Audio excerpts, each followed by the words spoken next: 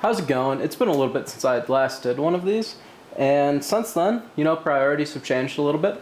Right now, we're working as a full-time engineer, so we're working 40 hours a week, or working 10-hour days. During that, we're doing cardio for 6 to 7 days a week, at least 30 minutes in zone 2 cardio. We're lifting 5 to 6 days a week, sometimes less we're playing volleyball or something else like that as an activity to stay active.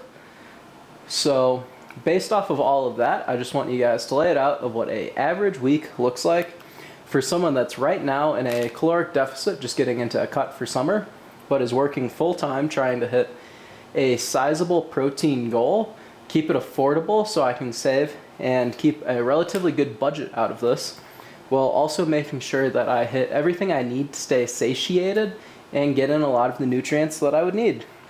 So we'll start off by going right, my right at least, your guys' left, to my left, your guys' right. So first things first, I think in a diet it is important to get in a sizable bit of fruits. So this week we've got 1 thing of watermelon, 2 things of cantaloupe. Now I know it might not be the most cost-effective thing to do, however I am a single guy that lives alone, and it's pretty hard for me to eat an entire watermelon, to be honest, or an entire cantaloupe.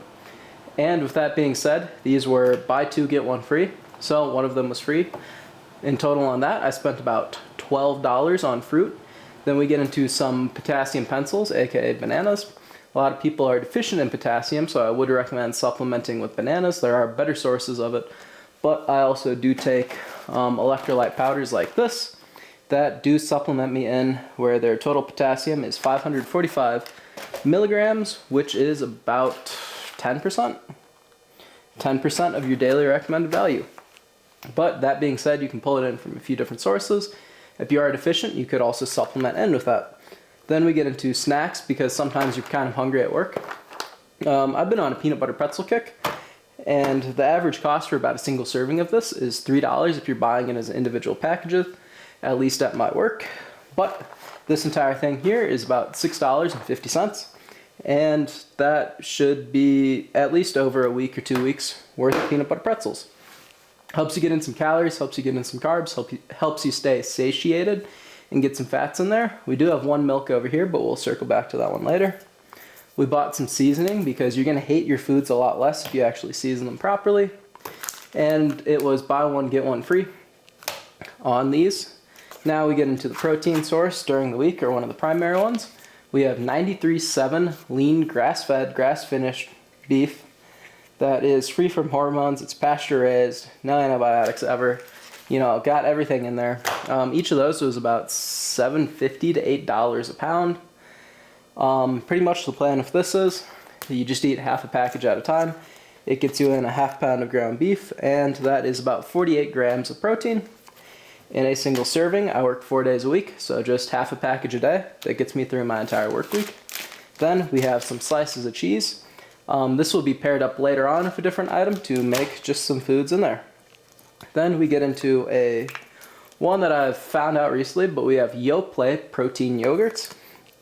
Each one of these is 100 calories. You're talking 15 grams of protein. We bought 10 of them, and the dollar cost average for these is 90 cents right now. So we're looking at, 150 grams of protein in total from yogurt during the week at about $1 per serving, and with each one being 100 calories, pretty light. If you're craving something while you're either at work to fill in a gap, slam 1 or 2 of these, or at the end of the day, if you're craving something sweet, it might satisfy it, and again, you can slam 1 or 2 of these. There's no necessary schedule for consuming those. Then we get into just some sourdough from the store. We're looking to combine this and this, and in turn that will get us some nice low ingredient grilled cheese. I don't know why that word was escaping me. And we will probably use either Primal Kitchen mayonnaise that I have left over to get that golden and get some color on the outside, or we'll use Kerrygold butter, also in the fridge already, because we did not restock on this week. Then we have some pasture-raised eggs. Generally, I would recommend an 18-pack of these, but I would recommend getting them pasture-raised, something where the chicken was able to eat a proper diet.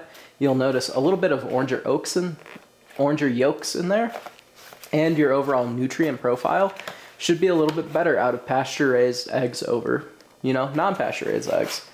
And also don't trust cage-free, free-range, stuff like that. Sometimes it's still not as good conditions. These are from Vital Farms, and the fun thing they give you with these is they give you the chicken, allegedly, that produced these, as well as linking information and a QR code so you can review the farm that the eggs came from. That was about $7 to $8 for a pack of 12.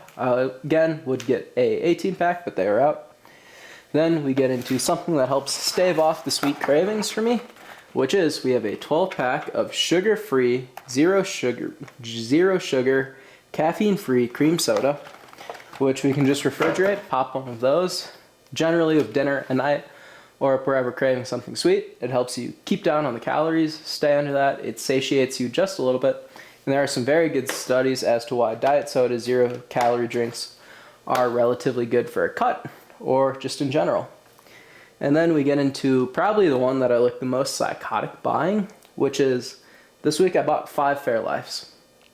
We're talking 1.5 liters of Fairlife. That gives us 1.5, 3, 6, 7.5 liters of Fairlife, and pretty much all of that will be consumed during the week, because the average breakfast right now, we're looking at about 480 to 500 milliliters of Fairlife, so about a third of a container at a time, mixed with 2 scoops of protein, and that's breakfast work. It's quick, it's efficient, it keeps you satiated well into lunch, and it helps you with that protein macro.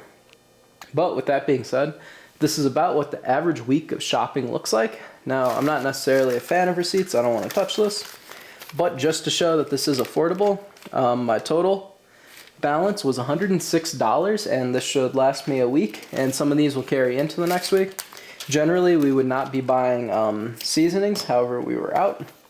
So that was the only non-standard item, so if we deduct that, that puts us right around $100. And total savings on this, if you were to shop where this was all through Safeway, I saved $14.77, so we'd be saving about 15%. So with that being said, thank you guys for watching. If you have any questions, comments, concerns, drop them down below. We will probably do a video covering what the average day of eating looks like. Obviously, it won't be any live clips that show me at work because I cannot film while I'm at work. But with that being said, drop a subscribe if you want to, drop a like if you want to, drop a comment if there's anything you want to say, any feedback you have. But with that being said, thank you guys for watching.